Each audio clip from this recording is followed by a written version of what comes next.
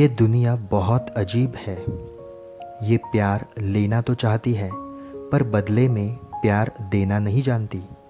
और फिर जब रिश्तों में खटास पैदा होती है तो शुरू कर देते हैं एक दूसरे पर आरोप लगाना। ये खटास जब सास बहू के रिश्ते में हो तो इनके बीच की नोक झोंक का रिश्ता बहुत पुराना है। सास बहू जब प्यार से रहे तो किसी माँ बेटी से कम नहीं। लेकिन क्या हो जब इनके बीच आपसी तकरार हो तो ध्यान में आता है झगड़े और कलेश। ये झगड़े या तो पति को पत्नी से अलग कर देते हैं या फिर माँ को अपने बेटे से, क्योंकि पत्नी को सास पसंद नहीं आती और वो उससे अलग होना चाहती है। तो फंसता तो दोनों तरफ से बेचारा पति ही है। सास बहू के झगड़े की कुछ नोक झोंक इस कहानी में भी घटित हुई है, लेकिन साथ ही में इसका एक शानदार हल भी दिया गया है। उम्मीद है कि ये कहानी आपको पसंद आएगी। हाल ही में नैना का विवाह हुआ था और उसने अपने पति और ससुराल वालों के साथ एक जॉइंट फैमिली में रहना शुरू कर दिया था। कुछ दिनों के बाद उसे पता चला कि वह अपनी सास के साथ नहीं रह सकती। नैना की सास रूढ़िवादी थी, जबकि नैना आधुनिक जीवन शैली जीने वाली लड़की थी। जल्द ही उनके बीच झगड़े होने लगे। कई महीनों के बीत जाने के बाद भी दोनों में से कोई भी अपना व्यवहार बदल नहीं पाया। समय के साथ साथ नैना और ज़्यादा आक्रामक हो गई और उसे अपनी सास से नफरत होना शुरू हो गया।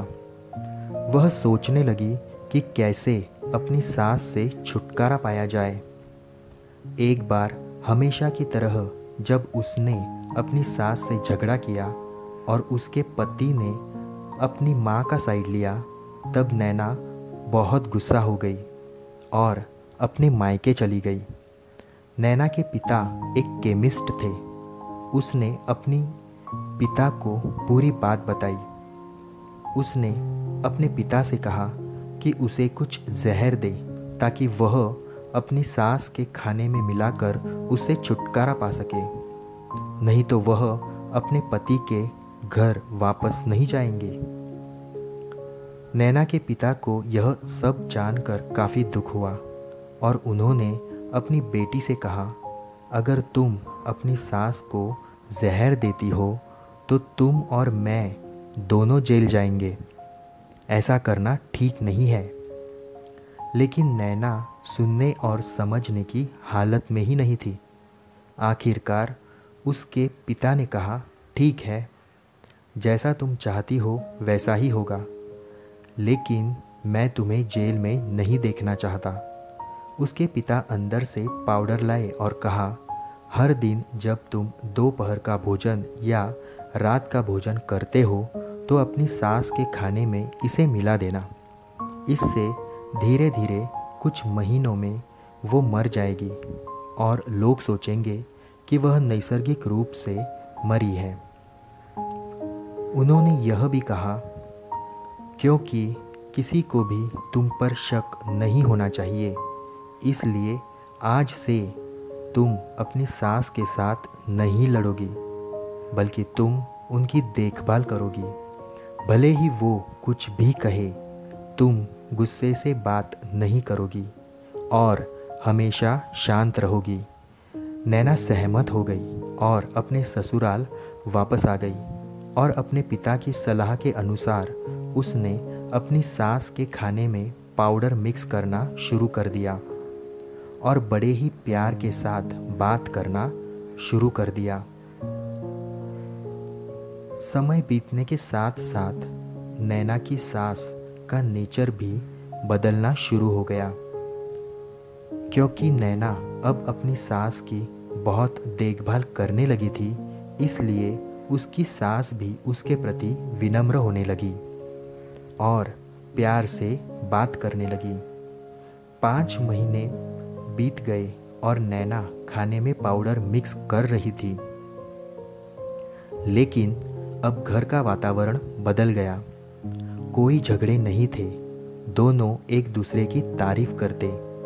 अब ऐसा लगता था मानो दोनों का रिश्ता माँ और बेटी का रिश्ता हो। अब नैना को चिंता होने लगी कि पाउडर की वजह से उसकी सास जल्द ही मर सकती है। वह अपने पिता के घर वापस आई और उनसे कहा, पिताजी, कृपया मुझे उस जहरीले पाउडर के प्रभाव को ठीक करने के लिए इलाज बताइए। मैं अपनी सास को खोना नहीं चाहती। वह मेरी माँ की तरह है और मैं उनसे अब बहुत प्यार करती हूँ। उसके पिता मुस्कुराए और कहा, कौन सा जहर? मैंने तुम्हें बस एक स्वीटनर दिया था। नैना हैरान थी और उसने अपने पिता से पूछा कि उन्होंने ऐसा क्यों किया। पिता ने कहा, बेटा, अगर तुम किसी दूसरे इंसान से प्यार चाहते हो तो तुम्हें भी उसे प्यार देना होगा। रिश्ते एक गाड़ी की तरह होते हैं और हम उन पर लगे पहियों की तरह। जब तक सभी पहिए ठीक से आगे नहीं बढ़ेंगे तब तक गाड़ी ठीक से नहीं चल सकती।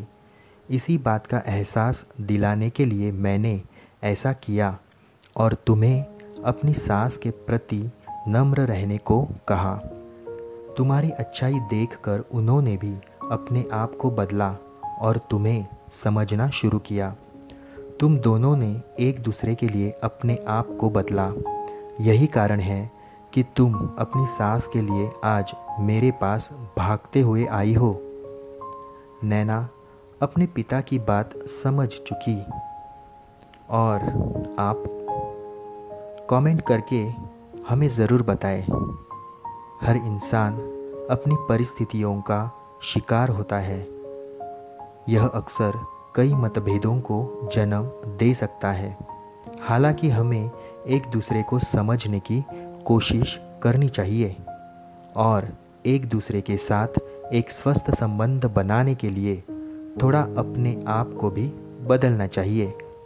और जब इस तरह के मतभेद रिश्तों के बीच उठते हैं तो उनके प्रियजनों का कर्तव्य है कि वे उन्हें शांत रखें और सही रास्ते की ओर मार्गदर्शन करें। धन्यवाद।